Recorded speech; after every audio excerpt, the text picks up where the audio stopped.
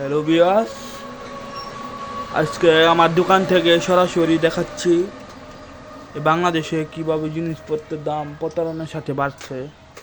এটা হলো আমার দোকান। মালের অভাব নাই, অনেক মাল আছে। আরেকটা জিনিস দেখাই, কত সিগারেট। এই সিগারেটগুলা 2 দিনের ব্যবধানে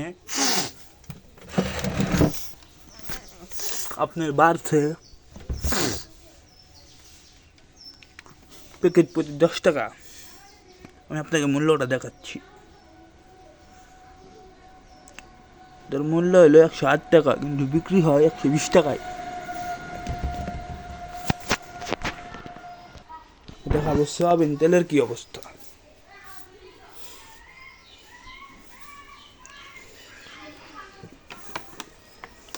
এই তেলটা কিছুদিন আগে ছিল 166 টাকা, এখন দাম বের হয়েছে 180 টাকা।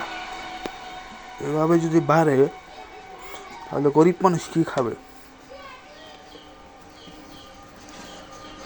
আর সরিষার তেল 35 টাকা, এটার দাম অ্যাকচুয়ালি ছিল 25 টাকা।